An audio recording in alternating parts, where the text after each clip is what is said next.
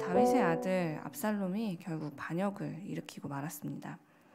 형 암논을 죽이고 이제 예루살렘 밖으로 쫓겨났던 압살롬은 사실 요압을 통해 예루살렘으로 돌아와서 수년간 이제 아버지와의 관계를 제대로 맺고 있지 못하다가 드디어 관계를 회복하는 듯 보였었는데요. 그 일이 일어난 이후 압살롬의 행동이 점점 이상해지기 시작했어요. 사실 겉으로만 보면 굉장히 아름다운 장면이 매일 아침마다 연출되곤 했는데요. 압살롬은 아침 일찍 일어나 매일매일 성문으로 갔습니다. 그리고 그곳에서 재판 문제로 왕인 다윗을 찾아오는 백성들을 매일매일 만나서 그들의 이야기를 들어주고 또 그들의 편이 되어주는 것처럼 막 먼저 손을 내밀어서 반겨주고 입 맞춰주기도 하고 하면서 백성들의 소리에 귀를 기울이고 마음을 만지는 일을 자그마치 4년간이나 계속했는데요. 그런데 이 모습만 보고 있으면 와, 압살롬이 굉장히 훌륭한 왕자였구나 라는 생각을 할 수 있지만 성경이 압살롬의 행동을 어떻게 평가했는지를 보면은 우리의 생각과는 다르다는 것을 알게 됩니다. 오늘 우리가 보았던 15장의 6절에 있는 말씀을 제가 현대인의 성경으로 잠시 읽어드릴게요. 압살롬은 왕에게 재판받으러 나오는 모든 사람을 이런 식으로 대하여 이스라엘 사람의 마음을 도둑질하였다 라고 성경은 기록하고 있어요. 우리가 가지고 있는 이 개역개정 성경에서는 압살롬이 이스라엘 사람들의 마음을 훔치니라 라고 번역하고 있는데요. 하나님이 보시기에 압살롬이 했던 이 4년간의 행동은 백성을 위해서 일하거나 아버지인 왕을 도운 것이 아니라 도둑질한 것이었다 라고 하나님은 평가하고 계신 것이죠. 그렇게 압살롬이 4년 동안이나 백성들의 마음을 훔치고 자기 세력을 천천히 만들어가면서 그는 아버지 다윗을 향한 반역을 차근차근 준비하고 있었던 것입니다.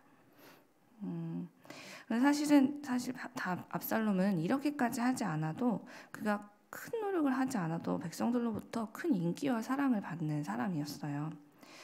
지난주에 우리가 살펴보았던 14장의 25절을 보면 그에 대해서 어떻게 기록하고 있냐면 온 이스라엘을 통틀어서 아름다움으로 압살롬처럼 크게 칭찬받는 자가 없었다 라는 기록이 성경에 남아있을 정도로 그는 대단한 미남의 호감형인 사람이었습니다. 우리도 뭐 연예인이나 아니면 연예인 못지않게 대단한 외모를 가진 분들을 만나면 그 비현실적인 아름다움에 사고가 순간 멈춰서 이렇게 머리로는 자꾸 보면 안 되지 생각하면서도 마치 무언가에 홀린 것처럼 자꾸만 바라보게 되는 일들이 일어나게 되잖아요. 그 사람에 대해서 잘 알지 못하지만 왠지 그 모습만 보면은 굉장히 좋은 사람일 것 같고 괜히 말도 걸어보고 싶은 마음도 생기고요. 압살롬은 나라를 통틀어 가장 아름다운, 심지어 발바닥부터 정수리까지 흠이 없었다 라고 성경에 기록될 정도로 그 외모라는 대단한 강점을 가진 사람이었습니다. 그가 꽃처럼 가만히만 앉아 있어도 사람들이 호감을 가지고 다가와서 도와주고 싶어하는 그런 사람이었다는 거죠. 게다가 그의 이름도 얼마나 아름다운 뜻을 가졌는지요. 그의 이름은 아브와 샬롬이 합쳐진 단어인데 해석해보면 평화의 아버지라는 뜻이었어요. 자기가 가진 외모라는 장점과 또 날 때부터 타고난 이 왕자라는 지위 그리고 평화의 아버지로 자라길 바라는 부모님의 기대까지 갖춘 이 압살롬이 자기의 이름을 기억하면서 이 뜻대로 살기로 뜻을 정하고 하나님 앞에서 하나님이 주신 이 장점과 강점들을 아름답게 사용했다면 그는 어쩌면 역사상 다윗을 가장 닮은 왕자로서 하나님께 또 백성들에게 큰 사랑을 받았을지도 모릅니다. 그런 안타까운 점은 압살롬이 그렇게 살지 않았다는 것이죠. 그는 자기의 강점을 잘 알고 있었고 그것을 100번 활용하여서 그 일을 자기가 원하는 일에 사용하기 시작했습니다. 바로 백성들의 마음을 훔치는 일에 사용한 것이죠. 평화의 아버지로서 살아가야 될 사람이 평화의 터전이라는 의미를 가진 이 예루살렘에 혼돈과 전쟁을 가져오는 선택을 하는 일에 그는 주저함이 없었습니다. 이스라엘의 진짜 주인이신 하나님 앞에는 한 번도 물어보거나 또 하나님께서 압살롬에게 왕자를 주겠다라고 말씀하신 적이 없는데도 불구하고 그는 내가 스스로 왕이 될 거야 라는 뜻을 정한 후에 그 일을 이루기 위해서는 자기 아버지에게까지 칼을 겨누는 일을 서슴지 않는 삶을 살게 된 거죠. 한편 하나님께서 왕으로 세우신 다윗은 어떻게 행동했습니까? 그는 압살롬이 반역을 일으켰다는 말에 우리의 예상과 다르게 곧바로 도망칠 계획을 세웁니다. 지금까지 사실 그가 겪었던 전쟁만 해도 몇 번이고 그 수많은 전쟁에서 그는 승리한 경험도 너무나 많았고 심지어 그는 그 무서운 거인 골리앗도 돌멩이 하나로 물리쳤던 좋은 경험이 있는 사람이에요. 그런데 그랬던 그가 도대체 왜 이렇게 아무런 저항이나 싸워볼 생각도 하지 않고 도망치는지 저도 말씀을 보면서 굉장히 의아했었는데요. 심지어 다윗에게는 요압이라는 대단한 장군도 있었고 또 잘 훈련된 정예 부대와 그를 안전하게 지켜줄 튼튼한 요새까지도 다윗은 다 갖춘 상태였습니다. 그런데도 불구하고 다윗이 왜 압살롬과의 전쟁을 준비하지 않고 가족과 군사들을 다 데리고 무조건 도망칠 계획을 세웠을까요?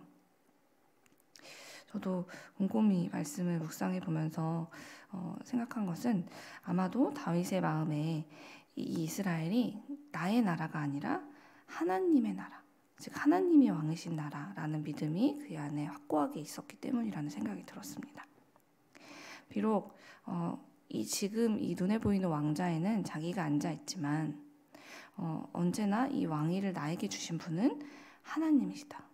그러니 이 나라의 참 주인은 하나님이시지라는 생각이 그 안에 있었기 때문에 그 믿음이들이 있었기 때문에 그는 이런 위기의 상황에 이런 선택을 했던 것이죠.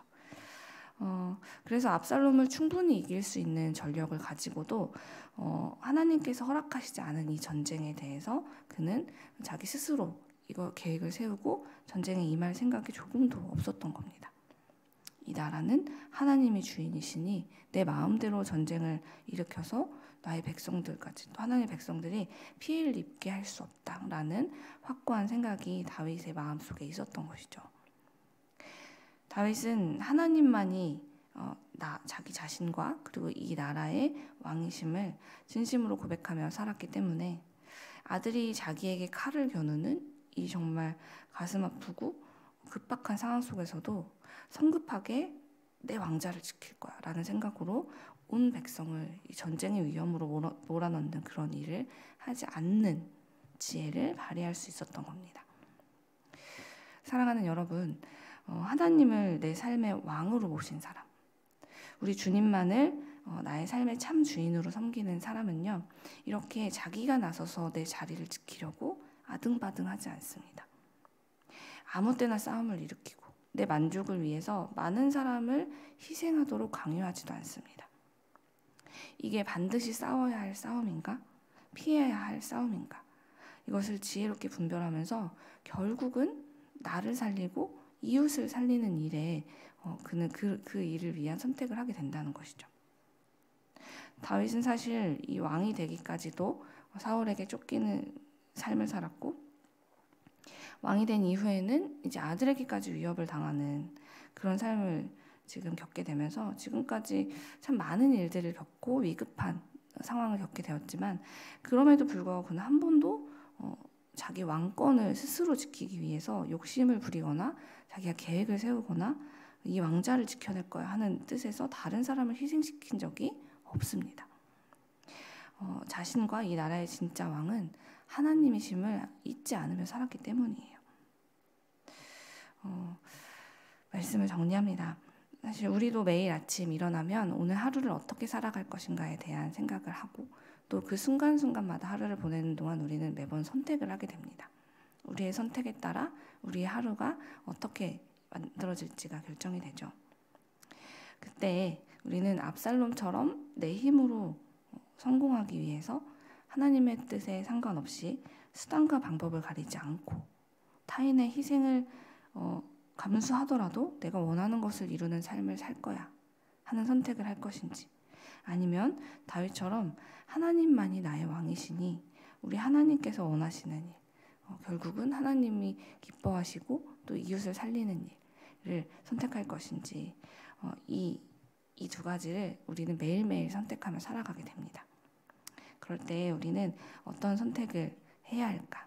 이것을 이렇게 하루를 시작하는 이 이른 시간에 하나님의 말씀을 듣는 동안, 또 하나님 앞에 기도로 그분의 뜻을 묻는 동안에 우리는 이 다윗처럼 옳은 선택을 하게 되기를 간절히 소망합니다.